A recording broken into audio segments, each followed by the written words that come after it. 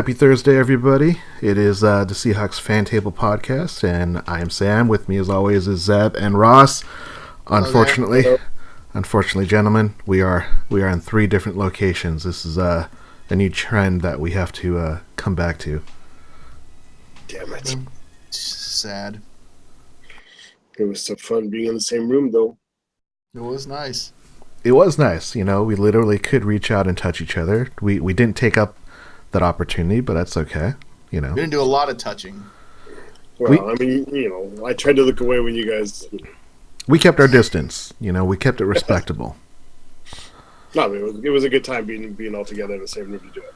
Speaking of non-touching, the Seahawks did not do a lot of touchdowning in that game on Sunday in the home opener. Nice segue. Thank you. But no, Seahawks win ugly against a division rival, but they win. Seahawks defense continues to look strong, but they got caught on two big plays where, the Niners got life on these giant runs. The rookies played well against a poor team, but the biggest problems were maybe not the offensive line, but maybe things with the offense, like the running game and drop balls. And then also Seahawks Twitter, social media, there's a lot of people that were losing face. I saw that in the crowd. Ross, you were at that game too. What was your take of the home opener, the season opener in Seattle? Yeah, you alluded to a bit of a lack of energy in the crowd, especially by the second half.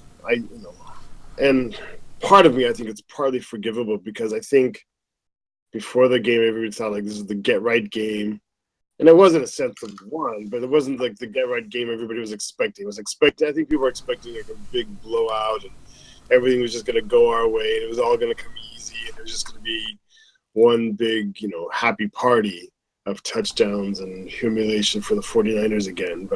And it wasn't. So people didn't really know how to feel. And then you're watching the uncharacteristic drops that you also mentioned. And I think more than even big plays given up on defense, a big way of taking the crowd out of stuff is to have an offensive play look like it's going to be a big play, and it doesn't. Yeah. A big wide open touchdown that gets dropped or missed, or a big open run but the runner falls down. I think that'll kill a crowd more than anything. They just kind of you get this ominous feeling, and so the crowd wasn't what it should have been. To be honest, I wasn't as loud as I could have been by the third or fourth quarter as well. Yeah, I definitely noticed that usually first time defense comes out, people just start cheering, standing up right away. It was definitely a slow crawl. It was okay, I'll sit down for now. The person's in front of me is not standing up, so I can still watch the game. I'll just cheer from my seat. Oh, a third down. Oh, okay, I'll stand up now. Oh, they converted. Oh, okay, well, I'll sit down. That's not a good attitude to have at the game. No, but I would say it was only prevalent from the second and third quarter where the Seahawks really, really struggled. And I equate a lot of that to the fact that, the offense, and I was, at the game, I definitely felt that the offense was out of sync. They weren't playing to what I would expect them to play at. I think the rain had an impact. Seattle's not the best rain football team, which is kind of weird because we play in Seattle and it's supposed to rain a lot. But I would say that. Now, I did rewatch the game. I rewatched the condensed game, and there was a lot of things that I definitely missed not being able to watch the game in full or watch it on TV. And to me, the thing that I took out the most, and we'll talk about this in the topics in topic number 2, but the offense was out of sync not because Russell Wilson was the worst or that the offensive line was worse, because there were definitely problems from both of them, but just the inconsistencies, drop passes, missed throws. Someone pointed out that if Russell Wilson completes 3 more plays, he would have been 66% for the day, which is a really, really good number you want your quarterback completion percentage to be.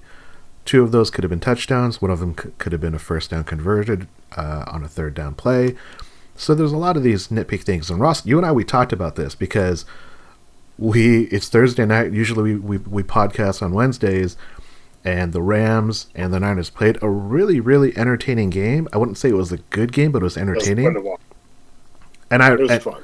And Zeb, we were chatting about it as well, and I think we were both surprised at San Francisco's ability to come back, make that game super competitive. They were a 2-point conversion away from making that a tied game.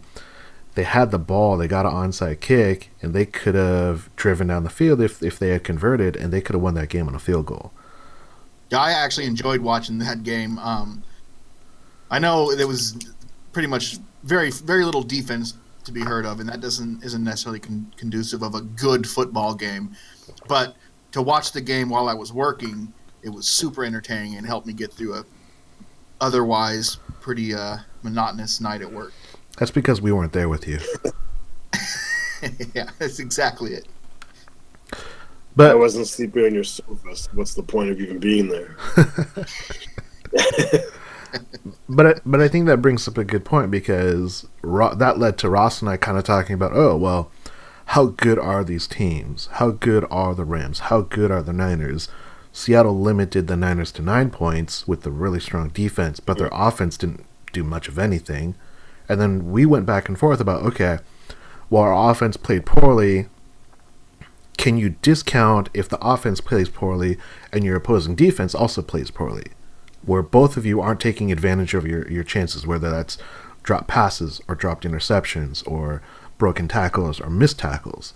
And I think that does bring up a good conversation, because that's kind of something that we'll talk about. But the first thing that I do want to talk about, it's kind of perception, but topic number one is, are Russell Wilson's late game heroics really heroic? And what I mean about this question is, this was his 14th career fourth quarter comeback. If he doesn't play poorly, or the team doesn't play poorly, he doesn't get credit. And it's odd that only the quarterback gets kind of these stats, even though they're kind of, weird. Zeb, what's your take on this idea? Yeah, you never see the left guards stats for how many fourth quarter comebacks a left guard is going to go. You never see it. Yeah, you don't see that. So I blocked at all those damn plays, man. Yeah. Well, I mean, obviously it's because the quarterback is the one doing the distribution. Like, if Larry Fitzgerald was known for making game-winning touchdowns, that would probably be a different story. But it's the quarterback who's the one that's just controlling everything at that point. So there's some left guard out there who just, like, every time in the fourth quarter just brings it. And he's like, is this totally acknowledged out there? Yeah, he just turns it on right there in the last 2 or 3 minutes. And he's never, ever going to get his name misnoticed anyway. Sorry, go ahead. He's a McQuiston. Yeah. Paul McQuiston. Or his brother. Rocky Dennis? Is that his brother? Jesus. Did I just say that? To the question, are his late game heroics really heroic? I think so. I think he's shown, like, we're not always in those positions where we need to come back because of him. You know what I mean? Oftentimes it's all sorts of other factors in the game.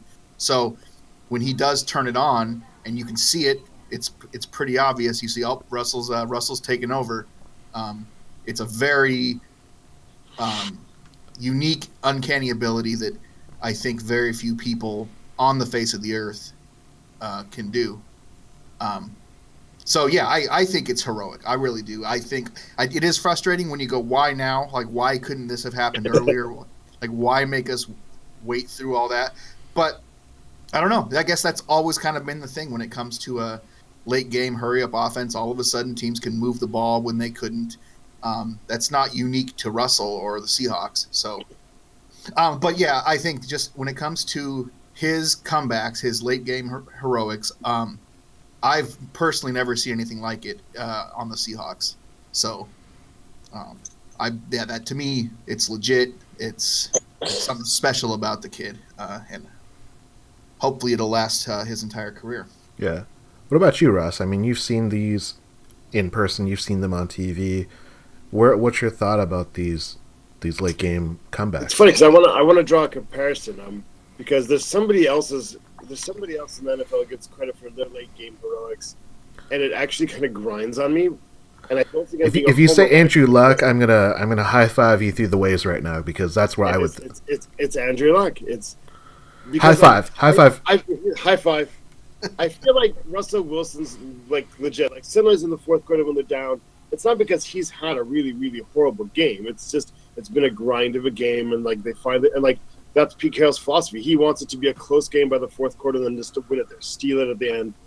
And so maybe they just haven't. They've been a little conservative. It's been a fair. It's gone back and forth. It's maybe like 2017 or 17-14 or something like that. And he's going to come up with that late drive to win the game, just like on Sunday.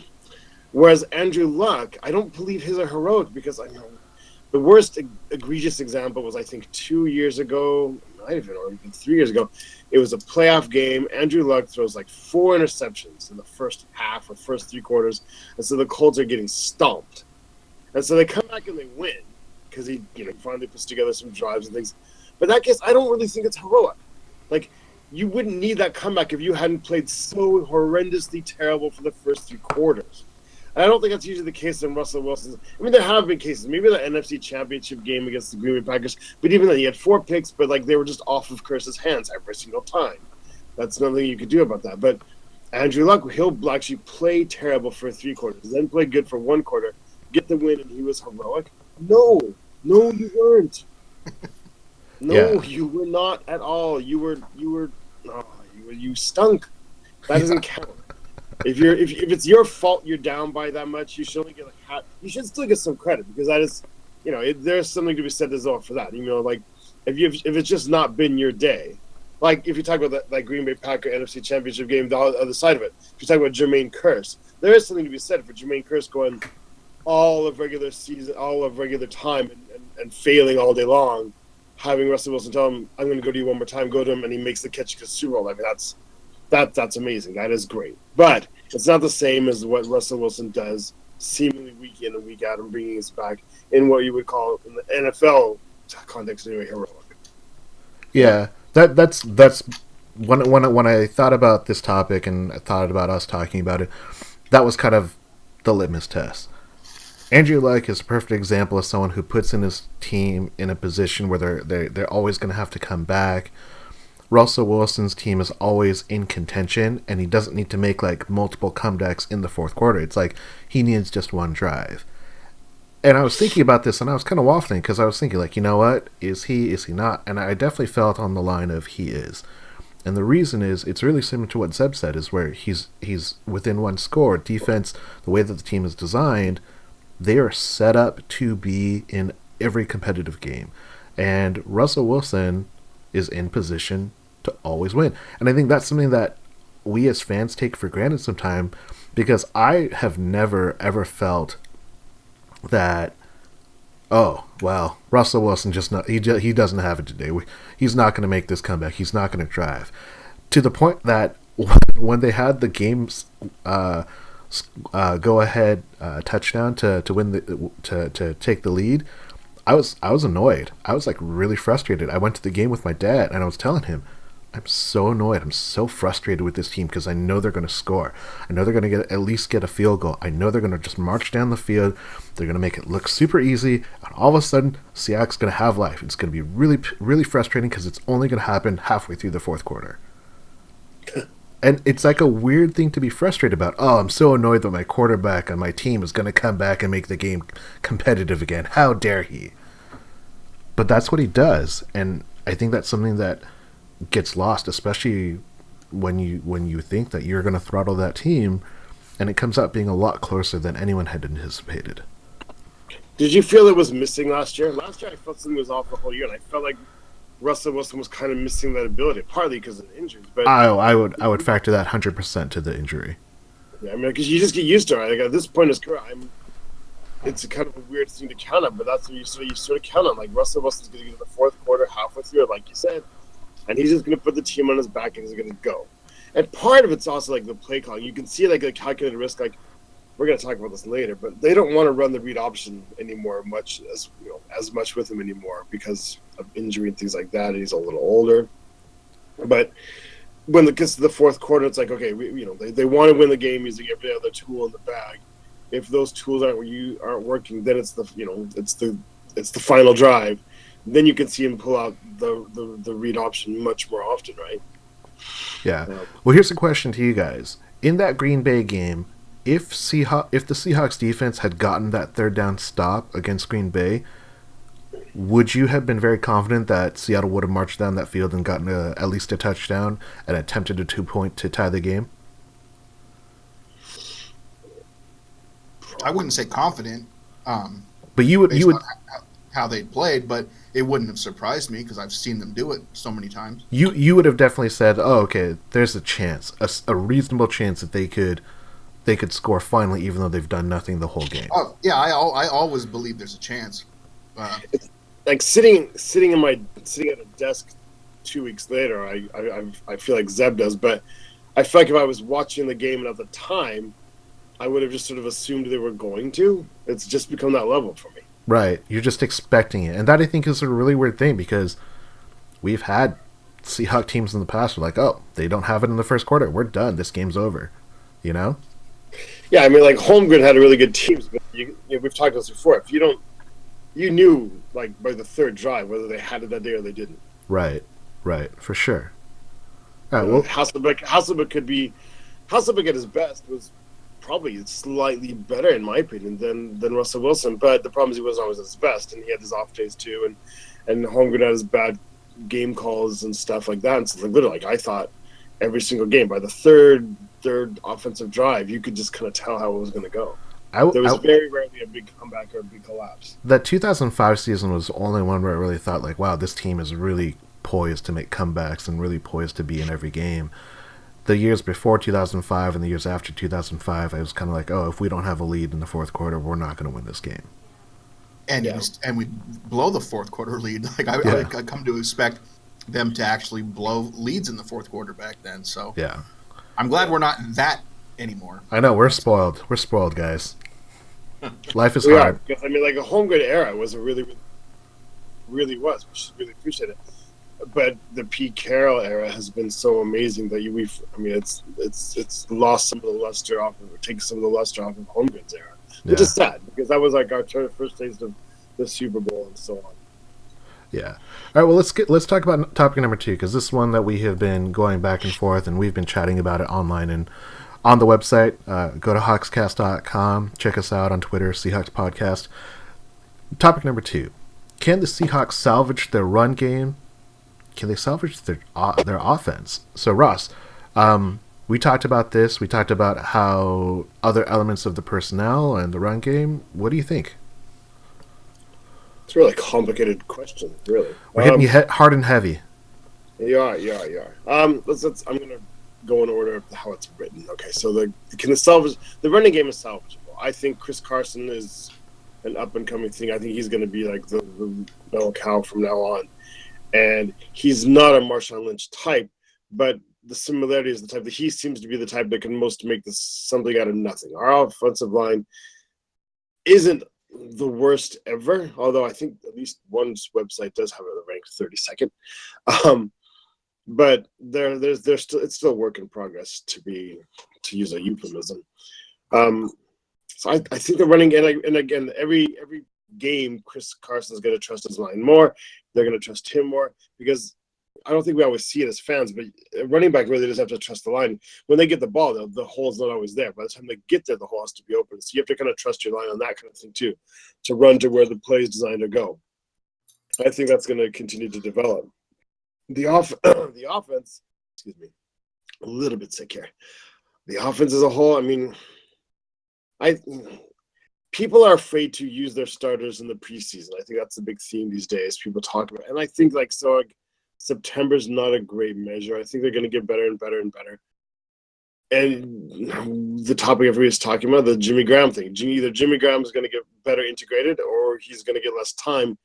Either way, one of the options is going to happen. That situation is going to sort itself out. So I'm not too worried about tight end.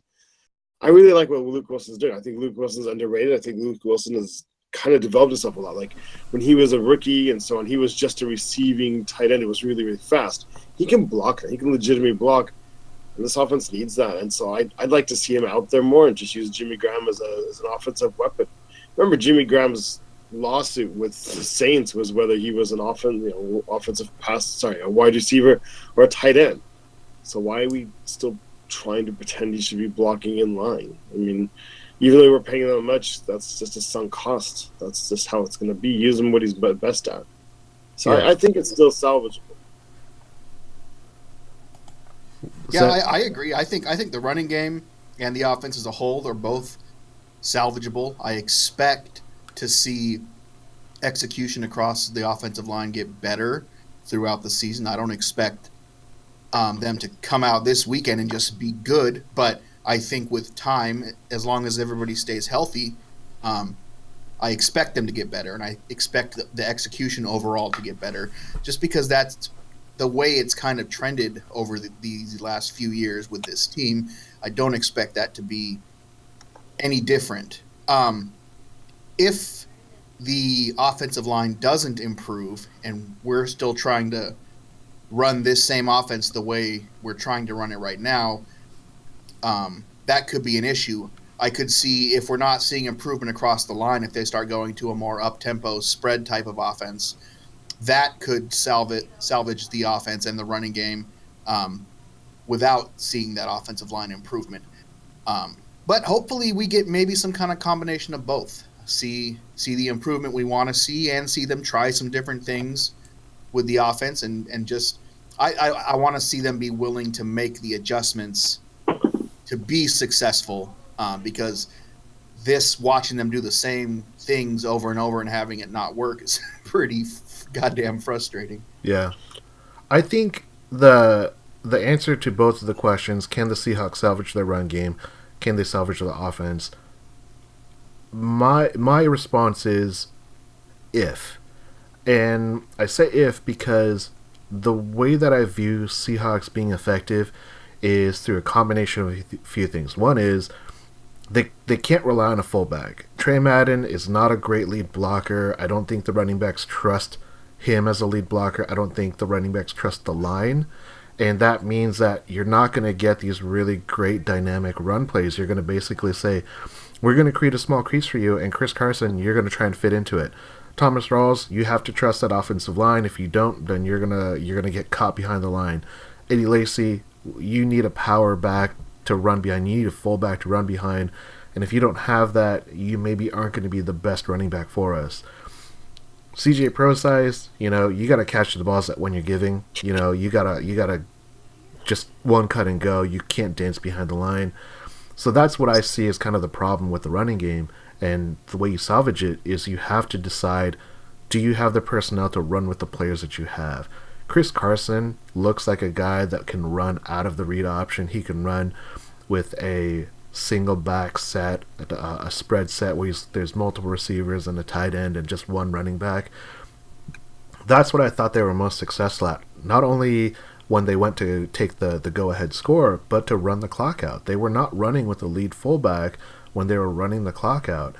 And to Zeb's point, the idea of salvaging the offense is kind of going with that spread up tempo. And this is a conversation that we've had on the forum, we've had, people have had on Twitter, people have had on other social media.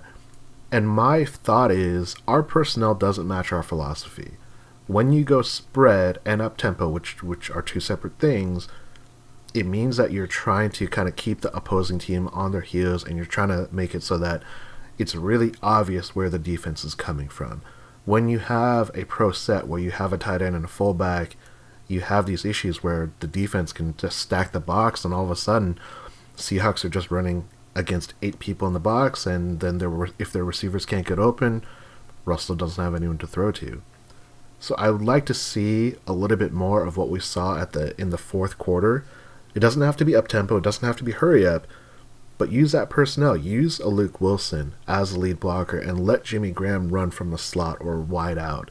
Luke, to Ross's point, Luke Willson has looked really good. That was probably one of the better games that I've seen him have, where he was sure-handed. He had a great physical play where he actually jumped over and got additional yards.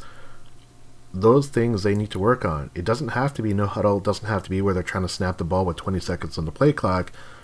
But I think that they need to make that a more conscious choice. They can't be a ball control team and hope to run it with a power run game with the Eddie Lacy, because they just don't have the personnel that works to that. Yeah, I think you're right. Yeah. I don't know. And the other thing that makes me think about it is, what's the alternative? Like, what happened if they can't salvage it?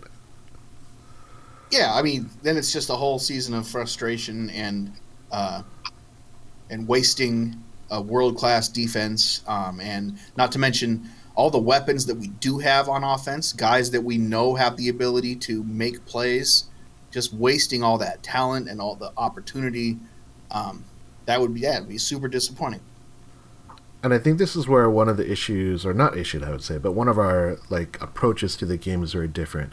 I think that Zeb, you and I, we're a little bit more, very hopeful, optimistic, and I want to say Ross, you're a little bit more realistic, or I wouldn't say pessimistic, but you're more willing to look at things as they are in the moment, as opposed to trying to project moving forward. If what you see now is true today, the odds of it being true tomorrow are probably very true. And I think that's the way that you probably look at it. So if the offense is averaging what 10 points a game, we're not going to really expect anything more until they can show us else otherwise. Well, it's not that I don't expect more. I just I don't really believe much. Not to put down how you guys think. You guys, it's good to be optimistic. I can be, I don't think I'm pessimistic, but I can fail to see some of the upside in some things. But I don't believe much in fairy tales. I don't just believe that things are just magically going to get better. Oh, fairy tales! You just threw that out there, you guys. No, but I think that's true. I think that's true. And there's a lot of fairy tales that get thrown around. People talk a lot about, for example, continuity of offensive line, and they assume the son of the end all be all. But you know what? Even for offensive linemen, it's talent. If you can beat your guy 1-on-1 in a zone blocking system, then you can beat him. Oh, and that worries me so much. That's Mark Lewinsky. I don't know that Mark awful. Lewinsky can beat anybody. He looks like a turnstile. I would think that Obushi or even Ethan Posick would deserve a shot at it. I don't know how they could be much worse. Because True. Lewinsky doesn't seem like he can move anybody out of the way. He doesn't look like he can move anybody. He looks like a turnstile. He's probably the worst offensive line on that line. Yeah, and it's obviously there's something happening in practices that we don't get to see, because in the preseason and the games, Obushi looked better than Lewinsky to me. So there's something obviously that I think a lot of that, what happened though, is just the fact that they had the injury to George Fant just threw them out, because literally they had already named that it was going to be Fant, Jokel, and Britt as their starting left side, and then they're saying we've got 5 guys trying out for these 2 positions, and obviously Jermaine Ifedi had the inside track at right tackle, so it's pretty much just right guard up for play. But once Fant got injured, it was now we need to figure out who's going to be the left tackle. I think that totally messed them up, and I think... Right, but we're still talking about one position, right guard, and we've got a backup who looks like he could probably be the starter. Yeah, no, for sure. To be honest, I'm a little bit... Again, we don't get to see everything, so it's really easy for me to sit in a podcast and blah, blah, blah, but I feel a little bit unfair or disappointed in the front office's approach on Ifedi as well. I feel like, unlike what they usually do and unlike what they preach, I think Ifedi is getting a little bit of benefit from his draft position. Do you think so? No? I think it's fair. I think it's fair to ask that question. I don't think that we'll ever know the answer, because we're not in the room. We're not gurus. We're not looking at tape like other people claim to be. I do think that we don't know what everyone else looks like, so we don't know how good or bad they are in practice. Right. And the one thing that this could probably be a whole other topic is, if this offense is playing against the Seahawks defense, you'd think that they would look better. But I know that usually they don't let the ones play the ones. They want the number 1 defense playing the number 2 offense, and the number 1 offense playing the number 2 defense.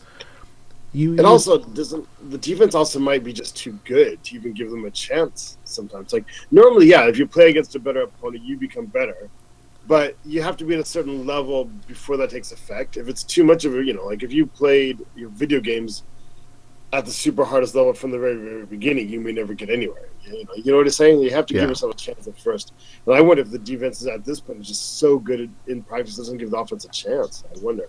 It's possible. That defense looks so good. So good.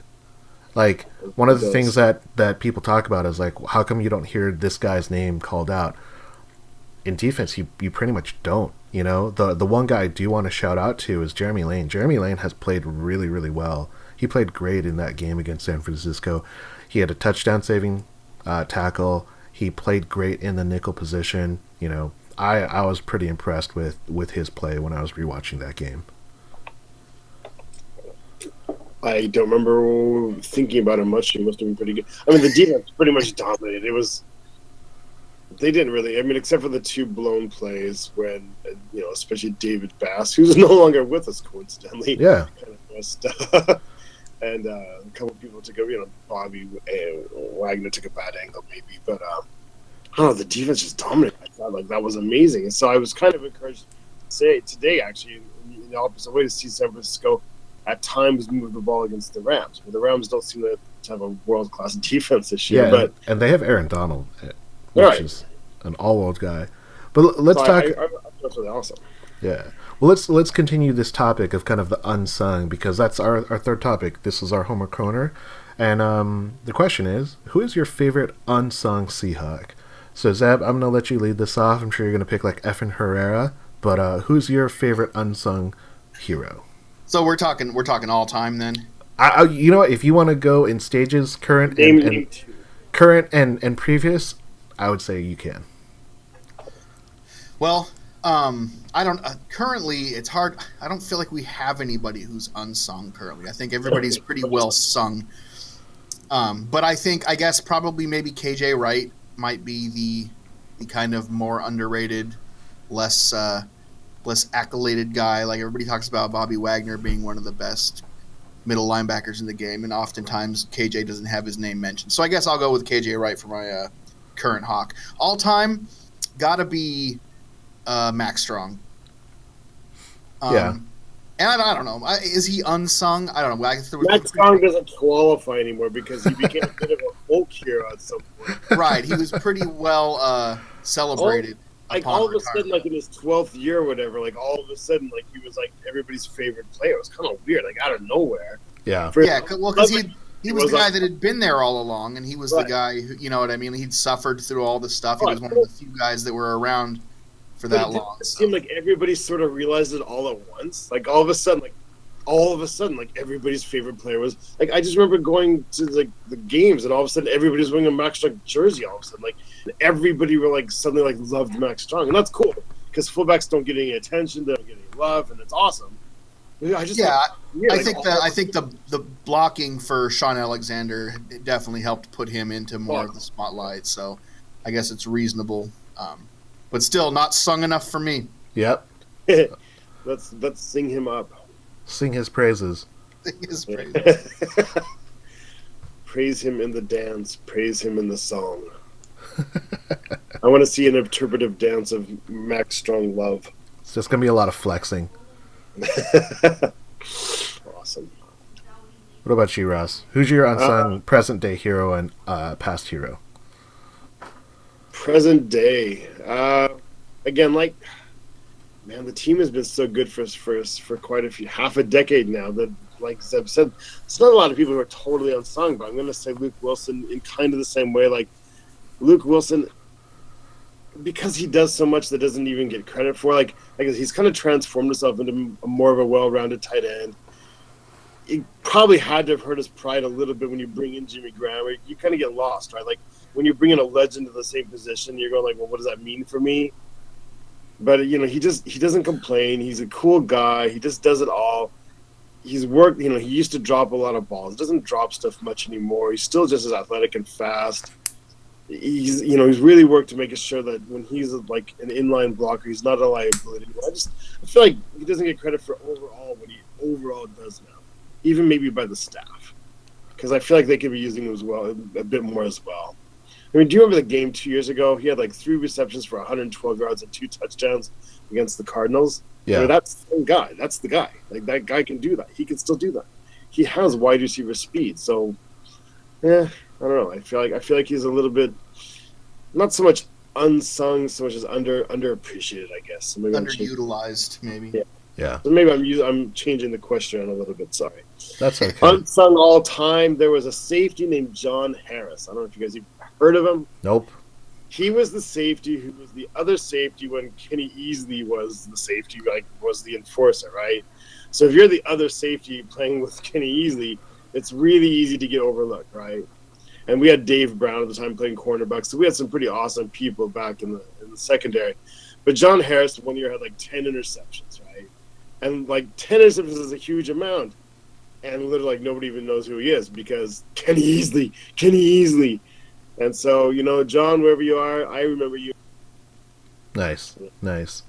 Yeah, 50 career interceptions. That's pretty damn good. Right? And nobody knows who he is? Yeah. My favorite current day unsung Seahawk, like you guys are saying, it's kind of hard because we know the team so well and they've been good for so long. I'm going to say it's John Ryan. I love everything about John Ryan. I think he's a hilarious guy.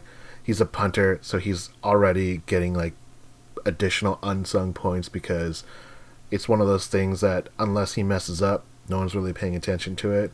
And something that came up on the site on Hawkscast was we were talking about the last time we had played the Titans, and it was 4 years ago. I remembered 4 years ago when the Titans played in Seattle, Steven Hauschka got injured, and he couldn't complete a point after attempt.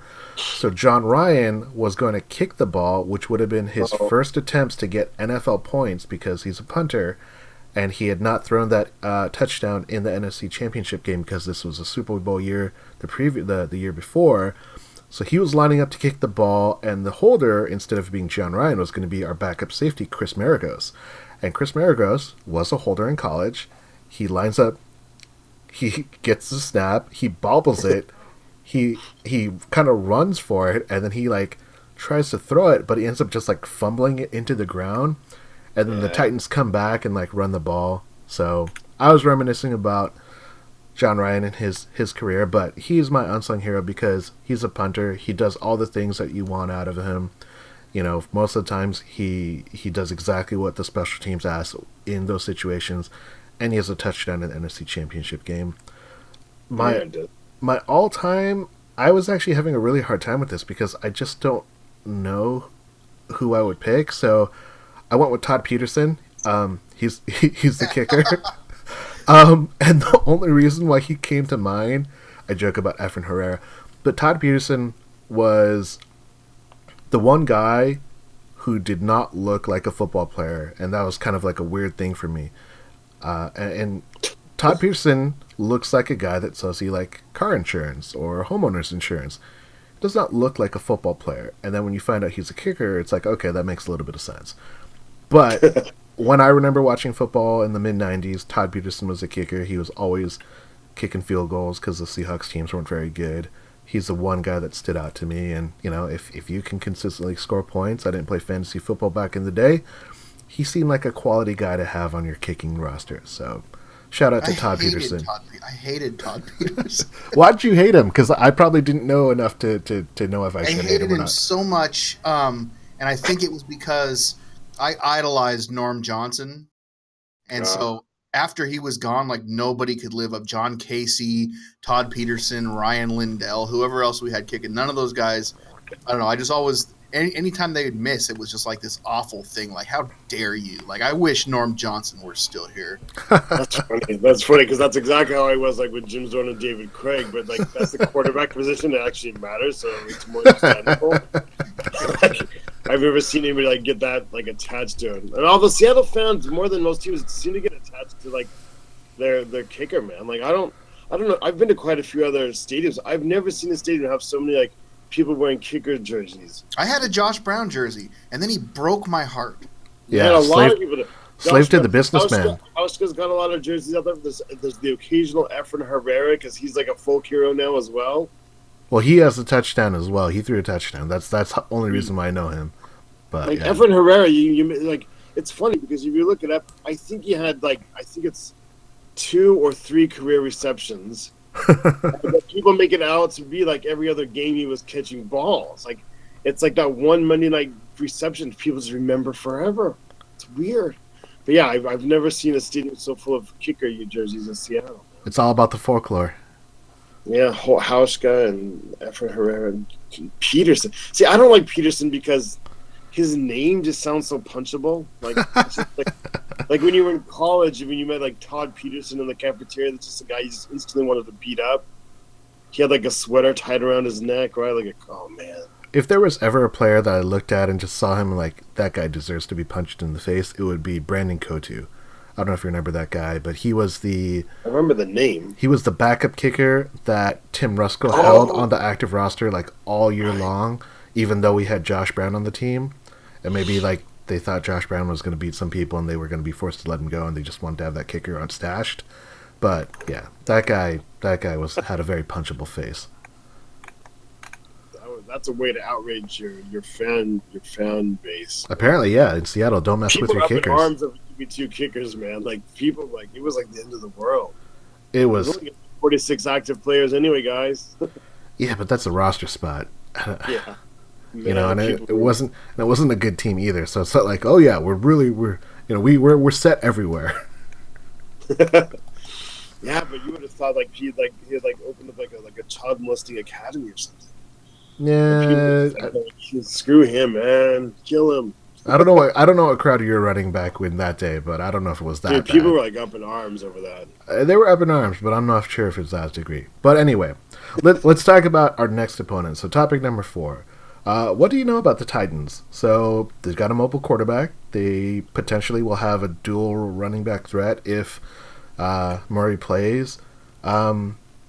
I watched that game against Jacksonville, and I came away pretty unimpressed. Not that I didn't think they didn't play well, but I think that Jacksonville just kind of gave the ball away.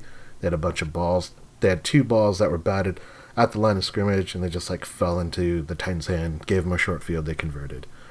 Well, obviously, get big Bortles. Yeah, but Ross, I don't know if you've done any research. What's your expectation? What do you want to see with the Seahawks facing the Titans in a game in Tennessee? I want to see. Well, I'm interested in seeing how we've been building up our defense. We've got Sheldon Richardson now. We've got like an amazing front four. We've got a really good linebackers. We've got the Legion of Boom version 2.0 or 3.0 or whatever we're on now. I'm really interested in seeing how they handle like the mobile quarterback threat. I mean, you'd think they'd be equipped because they get to practice, like you were talking about earlier. They get to practice against Russell Wilson, so this shouldn't be a big deal. Although Mariota's a bit different in how he's mobile, but still, like it's comparable, I would think. I'm interested to see like how if they can still get the sacks. I'm interested to see if they can contain him. I'm really interested in they've got 2 really good legit. I mean, Henry as well is a good running back. They have 2 running backs who could start from most teams. We had a little bit of we're allowing 5 yards carry plus on defense, mostly because of 8 yards plus last game. Interested in seeing if we could shut down that running game. And they've got a legit running game. I'm not afraid at all of the receivers, Decker and Richard, whatever. Not really worried about it, but I'm, if they can get the running game going, obviously that'll make their play action pass going as well. So I'm interested in seeing how our defense handles the mobile quarterback. Yeah, I think that's something that will remain to be seen because I don't know what I think of Mariota. Zeb, you aren't from Portland. You probably hang out with a bunch of Oregon Duck fans that love him. I actually have a friend at work. Her family is flying out to Tennessee to watch this game because they're such because they love Mariota. I think it's just an excuse. Like they like going to away games like at least once a year, and they decided, hey, we love the Seahawks and we love Mariota. Let's go to this game. So that's 2 great teams that taste great together. They are Oregon Duck fans too, so maybe that's like a double dip for them. But yeah. Well, I definitely remember watching him play. I'm not a Ducks fan. I'm not a college football fan in general, but I did watch him play, and I was never super impressed with his abilities as a quarterback. I mean, he's a very talented, athletic young man, good dude, good kid, and he was a playmaker. He definitely was that. I'm actually surprised at how long he's lasted in the NFL and what he's actually been able to do. I didn't expect it. I kind of thought he would go the way most Oregon quarterbacks go when they get to the league, and that's just pretty much fizzle out. So he's impressed me as a pro more than I thought he would. He's not, he's probably never going to be an elite quarterback. He'll probably never be a top 10er, but he's, that middle of the road guy, but he can also run and make plays with his feet. So that's something that we're going to have to keep an eye out for. And I'm pretty confident in our defense. I think the Legion can handle him. Again, their wide receivers aren't scary. Delaney Walker is a problem. We've had struggles with tight ends over the years, so that's something they could do. But they want to make teams load the box and stop their running backs, and I think that plays into what we're good at. Yeah, I'll take that dare this week. Yeah. I mean, if you're going to dare Cam or Sherman to come into the box and stop a running back, you're going to get your running back stopped. Like, that's what those guys are good at. So, and their defense, the Titans' defense, I haven't watched a lot of football, but they don't have a lot of sacks. They don't have a lot of turnovers. They're pretty middle of the road when it comes to yards. It seems like teams can move the ball on them and score on them. So, to me, it comes down to to how we execute, to how our offense executes, and if they can put together a decent game, these Titans, to me, are pretty beatable on the road. Yeah, I agree. Really quickly, so NFL.com, NFL Network, they do like a comment before the game, and they actually addressed that exact same point where Tennessee wants you to load the box. They want you to bring that safety down. They want you to bring that corner down. And they kind of said that's probably the worst thing that you could do with the Seattle team, because they highlighted Cam Chancellor and Richard Sherman, two really, really strong defenders in the run game. And I kind of like those odds. I don't want them to be tested again and again, but I think that bodes well for them in the offense. But maybe the Titans maybe the coaching staff will okey doke. Now they know that that's our strength, and so instead they'll try something. They just go 5 wide, Oregon spread, and run with 30 seconds left on the play clock every time. Go Chip Kelly style and have everyone gassed in the first 5 minutes of the game. Dude, those games, the way they would just drag out the play clock and then finally snap the ball and then just throw it laterally as far out to the sideline as they could get it and let one of those little quick guys try to make a play out of it. I can't watch that kind of football, man. That's the Percy Harvin offense, man. Yeah. What about you, Russ? Have you had a chance to kind of look a little bit closer at the Titans and what this game could be? I looked at a little bit of both their games. Their loss to the Raiders and their win to the Jacksonville Jaguars, and I just came away going, I don't know if they're any good or not. You lose to the Raiders, but the Raiders are supposed to be Super Bowl possible contenders this year. You beat the Jacksonville Jaguars, but you just beat the Jaguars. I don't know what to make of them right now. It's really funny to me that the NFL seems to be buying into them, and the world seems to be buying they're favorites. Earlier we thought after our first game at the Packers at Green Bay, the next 4 games we assumed we were going to be favored, right? And we're not favored. Yep. Tennessee is favored by 2, which means that you think neutral field Seattle's favored by 1, which means we're tiny bit better, which I think is a bit insulting. If you look at roster up and down, is there any position they're better than us? Maybe offensive line, and running back. Offensive line and running back, and other than that, we should. So we should be better than just about everything else. We should control this game. Right? It shouldn't be close.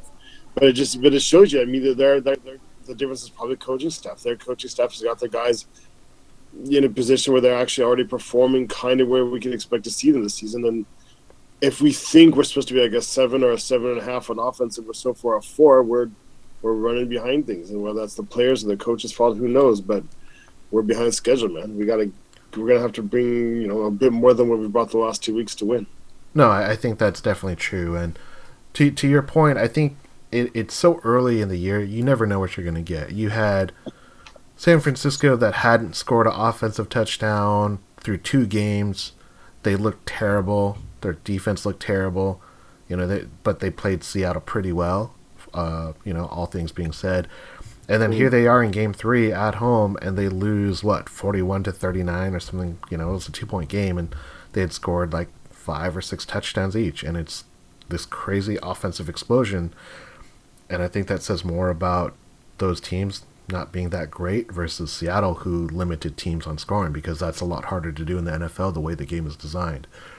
with that said, I do believe that the Seahawks should match up really well. And again, we kind of have to put should in quotes because we don't know what this team is. You know, depending on if you're on the optimistic line, saying like, "Hey, we're playing poorly because it's a new season. We're kind of feeling our way into the year." But our defense has been playing well. You know, they say defenses tend to play better at the beginning of the year, and then offenses, you know, get better as the year progresses. I think that's where I probably fall in line. I don't know what to expect because there's potential talk that DeMarco Murray's not going to play, so it's going to just be Derrick Henry. And as good as Derrick Henry played in that game against Jacksonville, I still like our odds. I still like Sheldon Richardson. I still like the way that our defensive line. We have 6 sacks through 2 games, and you know that means that we played like, you know, somewhat decent lines. You know, as bad as San Francisco is, I would say mostly it's their quarterback, which is their deficiency.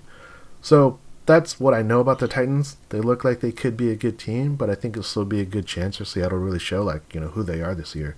It's a 1 o'clock game, Seattle local time, which is awesome, which means that no one's going to have to wake up early and have a bummer of an afternoon for the rest of the day. Those are always the worst.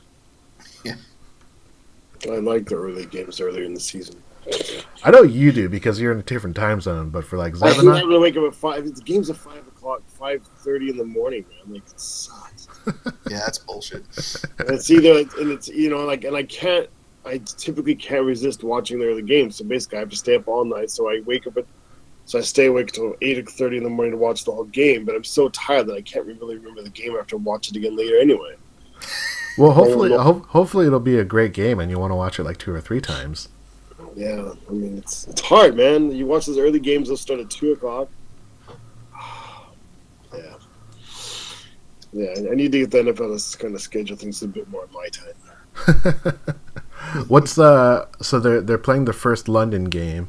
It's what, the Ravens and the Jaguars?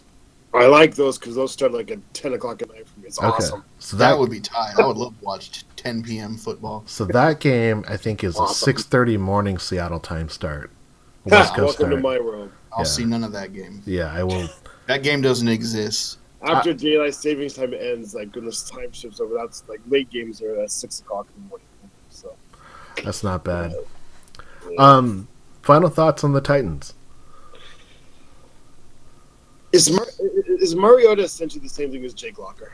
No. Just a little bit better? No, Jake Locker was not a very accurate thrower. He's a really gifted athlete, but he just got beat up, and he wasn't very accurate, which hurt him. But it was one of those Did Jake Locker just sort of quit?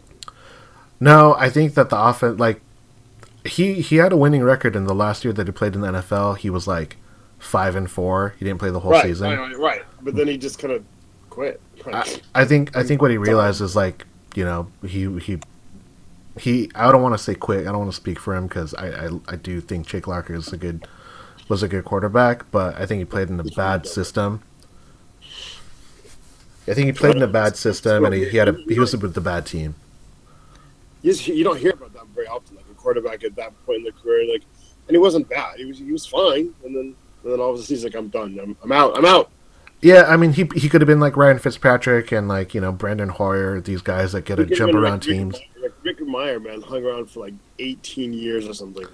Oh yeah, had like a long career. Like 10 years after I thought he was done in the game, all of a sudden he was like starting a game for the Oakland Raiders or something. What? Is that Rick Meyer's younger brother? No, that's actually Rick Meyer. I think the one thing about Jake Locker is that he is not a typical quarterback in the sense that he has that desire for the limelight, and he has a desire to be like the focal point. He comes from a small town, it's one of the most northern cities in the state of Washington. I actually remember the first time I saw Jake Locker. It's when my alma mater, Bellevue High, was playing his high school, Ferndale, in the state championship. He was a two-way player. He was playing safety and quarterback in that game, and he was probably the only reason why Ferndale was close in that game. And he ended up winning the state championship like the next year when he was a senior, and then he went to UW. So I've always thought he was a really cool guy. I really liked watching him at UW. But yeah, I don't think he had the career. He didn't have the accuracy to succeed. He would have been... Oh, go ahead. Go ahead. No, you go ahead. I was going to change subjects, so... I was just going to say, like,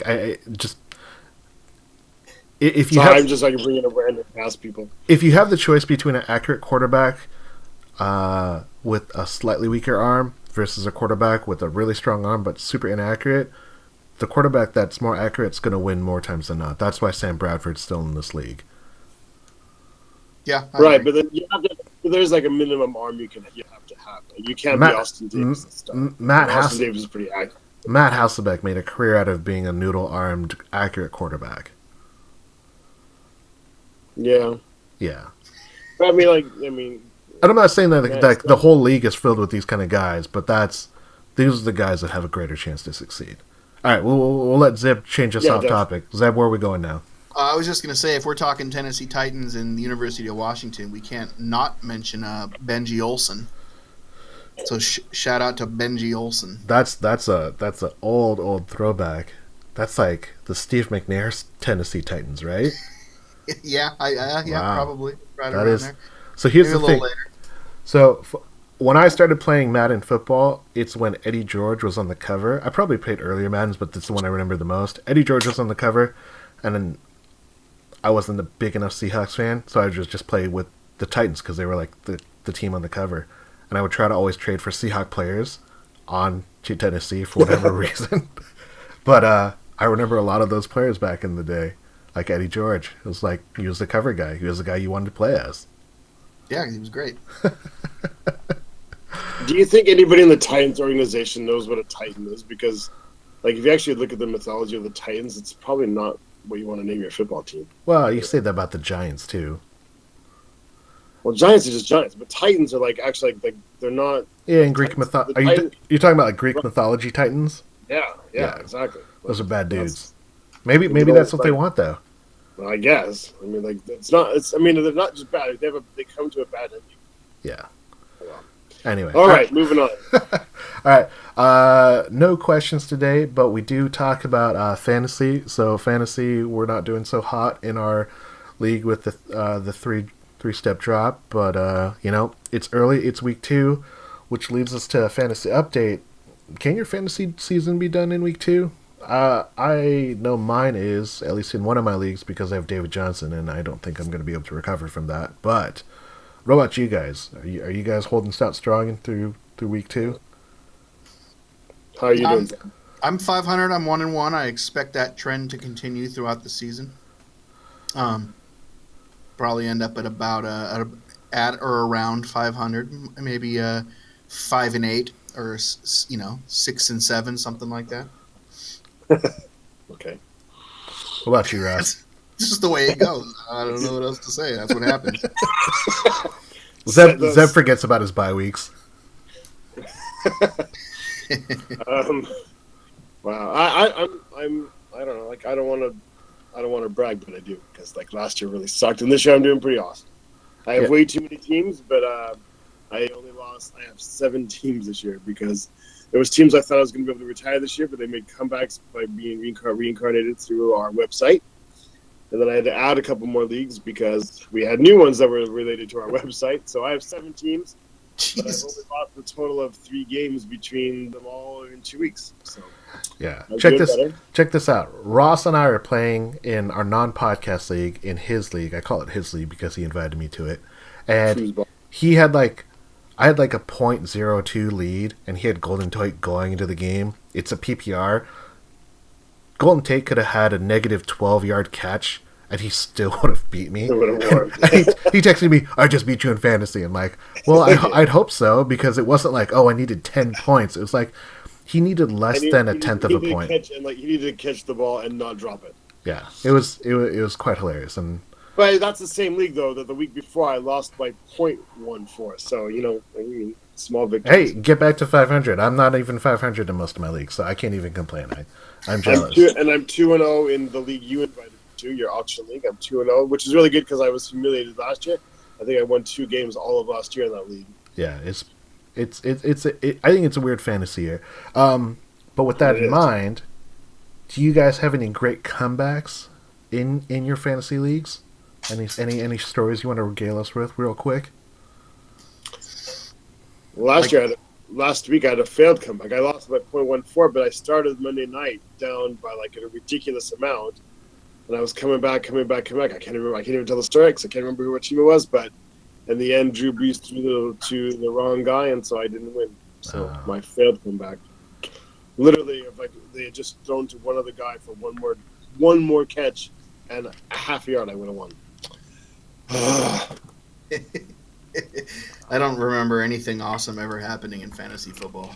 Like I said, Zeb's gonna forget about his bye week and play like nobody.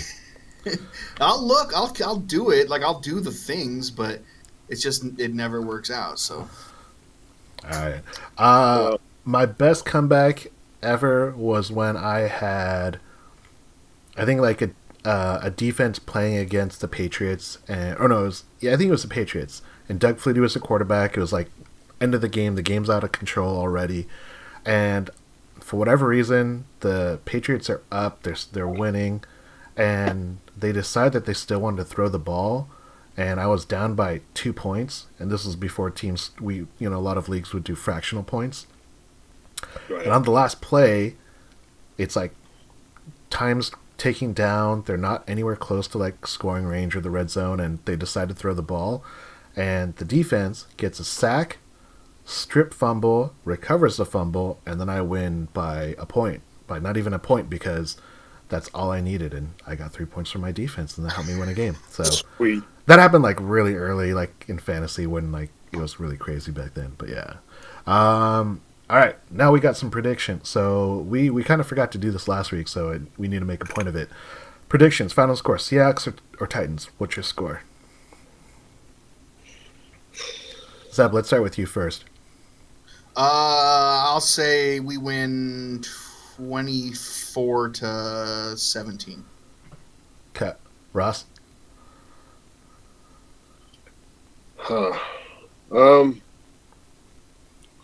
21-10 Seahawks. All right, I'm going low. I'm going to take the Ross approach to this. I'm going to anti-Price's Right shoe, and I'm going to say it's going to be 14-10. All right. Now, if we win in Tennessee 14-10, are you going to be satisfied? It'll always depend on how they win, but at the end of it, it's a win. And as long as we don't have huge injuries, I'll get it. What if it's a kick return touchdown and an interception return touchdown? Hey, I got Seahawks defense. I'm cool with that. Oh, okay. Yeah, that's fair. I mean, if it was like 14-3 the whole game, and then they scored a touchdown with a minute left, I'm like, yeah, that feels a lot better than it was 10-0 the whole game. We ended up scoring 14 points in the end to win. But so yeah, there's 14-10 and there's 14-10. But yeah, a win is a win. Like, I still don't know how. I mean, like, I'm really glad we beat San Francisco. Obviously, at the same time, I don't know what it means, because you want pretty wins, you want big blowouts. Makes you it's not that good. I want it. It's just that, like, that's what. It's a little bit disingenuous to go like, okay, this is our get right game. We're gonna blow them away, and then they kind of expect that. But then, like, to be totally nonchalant, by the fact that we barely beat them, I mean, it's kind of weird, isn't it? If you thought we were so much better than them, why don't we play better than them? Yep. I think that's fair, but remains to be seen. We'll see. That's not really how it works. It's not a video game. So. All right, who has more turnovers, the Seahawks offense or the Seahawks defense? Defense. Seahawks defense. We're not going to turn it over. We're going to get 2 of theirs. Yep. I like that. We're going to have 2 turnovers so far. I'm going to say it's a push. One of the things I think a lot of teams are doing is they're super conservative when they play Seattle. They really limit our turnover opportunities. I'm going to say it's a push. We're going to have equal, probably 0 turnovers. 0-0, 1-1. It'll be 0-0. I don't see the Seahawks turning the ball over. All right. Who leads the game in rushing? Chris Carson, Thomas Rawls, Derrick Henry, or DeMarco Murray? Carson.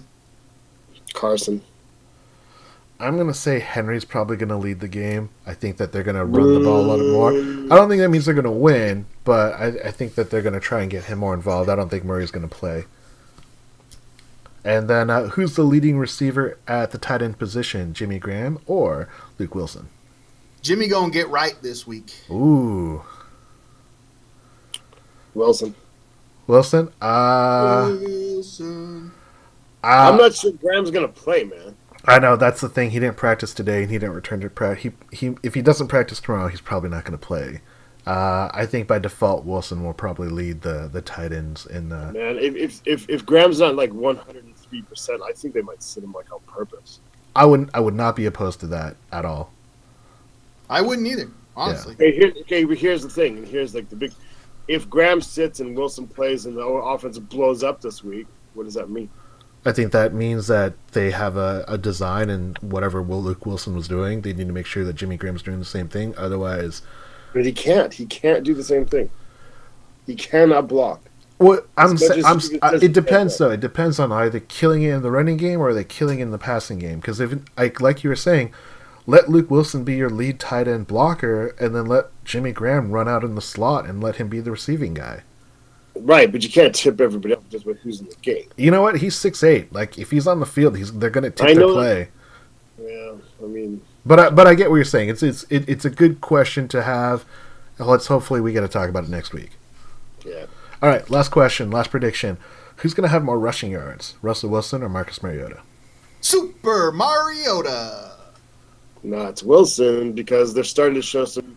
Like I asked them to do last week. We talked about it like last week. They're doing some more read option now, and they're realizing they need that to open up the running game. So Wilson's going to have 30, 40, 45 yards rushing. Mariota's going to be stuck at 25 to 30.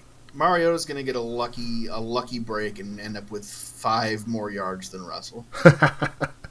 I'm with Ross. I think Wilson's going to have it. I think if they can continue the way that they finished those last 2 drives, I am very confident that they will be able to do really well. And that's our predictions. And that's all good. That's all good and fair. I like where we're at right now. I think we're on a very even-keeled positive, not overly optimistic and not drowning ourselves. We're right there. We're in a really good spot. Yeah, I think so. Shout-outs, gentlemen. TripleBpodcast.com. That's all. I want to point out that the Triple B is not eating enough pizza in their pizza podcast. You guys got to work on that. It's true. It's absolutely true. You're so damn right. Chase, Ava, you guys got to work on that. Pick up some pizza places, even if it's Domino's. You've never heard me go, nope, let's not have pizza. So yeah. Ross, any shout-outs? No. All right. Nothing? Just nothing? No, nothing at all. All right, I got a couple shout-outs. I hate everybody. Okay. Shout-outs to Tony. Thank you for... Shout-outs to Tony on behalf of Ross. Shout-outs to Bill, to Brian. Tony, he did not listen to our podcast last week. Thank you. Tune into Hawkscast.com. Check us out on Twitter at Seahawks Podcast. Check us out on Facebook at Seahawks Fan Table. We are the Seahawks Fan Table Podcast. I am Sam. They are Ross and Zeb. And go Hawks. Go Hawks. Go Hawks.